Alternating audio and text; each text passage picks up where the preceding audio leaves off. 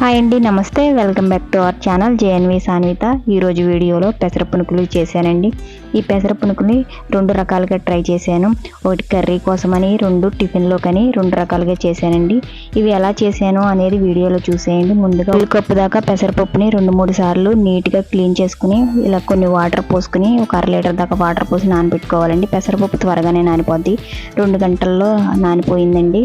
నానిన తర్వాత ఈ నీళ్లు వంపేసి గ్రైండర్లో వేసుకోవాలండి. పప్పుని వాటర్ అనేది రానివ్వకూడదు. వాటర్ వస్తే పిండి అనేది జారుగా అయిపోతుందండి. కొంచెం కొంచెంగా ఇలాగ నీళ్ళు రాకుండా వేసుకోవాలి. మధ్య మధ్యలో ఇలా చెక్ చేసుకోండి కన్సిస్టెన్సీ అనేది. వీడియోలో చూపిస్తున్నట్లుగా ఇలా లూజ్గా ఉంటే వాటర్ అనేది వేయనవసరం లేదు. కొంచెం టైట్గా ఉంటే స్ప్రింకిల్ చేసుకోండి నీళ్ళు, అంతేగాని వాటర్ ఎక్కువ యాడ్ చేసుకోకూడదండి. ఇలా సాఫ్ట్గా గ్రైండ్ చేసేసుకోవాలండి. చూసారా, వీడియోలో చూపిస్తున్నట్లు ఇలా ఈ కన్సిస్టెన్సీ అనేది కరెక్ట్గా ఉంది. ఇప్పుడు పునుకులు అనేది ఇలా పర్ఫెక్ట్గా వచ్చేలాగా చూసుకోవాలండి. ఇప్పుడు పిండి బాగా నలిగిపోయింది కదా, ఒక బౌల్లోకి తీసేసుకుందాము. ఇప్పుడు దీనిలోకి 1 టీ స్పూన్ దాకా సాల్ట్, ఒక చిన్న టీ స్పూన్ దాకా జీలకర్రని యాడ్ చేసుకుని బాగా కలుపుకోవాలి. ఇలా కలుపుకున్న తర్వాత డీప్ ఫ్రై కోసం ఆయిల్ హీట్ చేసుకోవాలండి. ఆయిల్ అనేది హీట్ అయిన తర్వాత చిన్నగా వేసుకోవాలండి ఈ పునుకులు అనేవి. ఇవి నేను కర్రీ కోసం ముందుగా వేసేసుకుంటున్నాను. ఎంత చిన్నగా వీలైతే అంత చిన్నగా వేసుకోండి. ఇవి కరెక్ట్గా చక్కగా ఇలా వస్తాయండి. ఇలా చిన్నగా వేసుకోవడం వల్ల దీని కూరలో వేయగానే వీటి సైజ్ అనేది ఇంకాస్త పెరుగుతాయండి. అందుకే ఎంత చిన్నగా వీలైతే అంత చిన్నగా వేసుకోవాలి. ఇలా మీ కూరకి ఎంత అయితే సరిపోతాయో అన్ని వేసుకుని ఇలా చక్కగా కలర్ మారే వరకు ఫ్రై చేసుకోవాలండి గట్టితో కలుపుతూ. ఆ తర్వాత ఆయిల్ రాకుండా ఒక స్ట్రైనర్తో ఇలా తీసేసుకోవాలి. చూసారా, చిన్నగా నేను వీడియో జూమ్ చేశాను కాబట్టి ఇంకొస్త పెద్దగా కనపడుతున్నాయి, కానీ నేను చిన్నగానే వేశానండి. అంతేనండి, ఇలా పక్కా తీసేసుకుని నాకైతే ఇవి సరిపోతాయి కర్రీ కోసం. అసలు ఆయిల్ కూడా పీల్చుకోదండి ఈ పునుకులు అనేవి.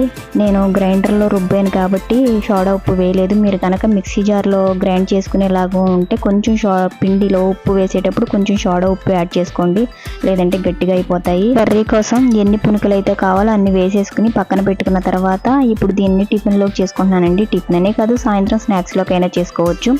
3 పచ్చిమిర్చి, 2 ఇంచుల అల్లం ముక్క, జీలకర్ర, వెల్లుల్లిపాయలను ఇలా గ్రైండ్ చేసుకోవాలి. ఈ గ్రైండ్ చేసుకున్న పేస్ట్ని కూడా ఈ పిండిలో యాడ్ చేసుకోవాలండి. సాల్ట్ వేయనవసరం లేదు. ఇప్పుడు దీంట్లోకి సన్నగా కట్ చేసిన కొత్తిమీర, కరివేపాకును కూడా యాడ్ చేసుకోవాలండి. ఇప్పుడు చిన్న మీడియం సైజు ఉల్లిపాయను కూడా సన్నగా తరిగి కట్ చేసుకుని వేసుకోవాలండి. ఇలా సన్నగా కట్ చేసుకోవాలి. ఇప్పుడు వీటన్నిటిని ఒకసారి బాగా కలుపుకోవాలండి. మీకు గానా ఉప్పు పడుతుంది అనుకుంటే కొంచెం సాల్ట్ని చెక్ చేసుకుని ఈ స్టేజ్లో కొంచెం సాల్ట్ అడ్జస్ట్ చేసుకోండి. ఇలా బాగా కలిపేసుకున్న తర్వాత ఇప్పుడు ఆయిల్లో ముందే పెట్టుకున్నాం కదా, ఆయిల్లో ఇలాగా కొంచెం పెద్దగానే వేసుకోవాలండి. ఇవి టిఫిన్కే కదా, కొంచెం పెద్దగానే వేసుకుంటున్నాను నేను. ఇవైతే రౌండ్గా రావండి, ఎందుకంటే ఉల్లిపాయ ఇవన్నీ వేసుకున్నాం కాబట్టి ఇవి రౌండ్గా రావు, కానీ టేస్ట్ చాలా బాగుంటుంది.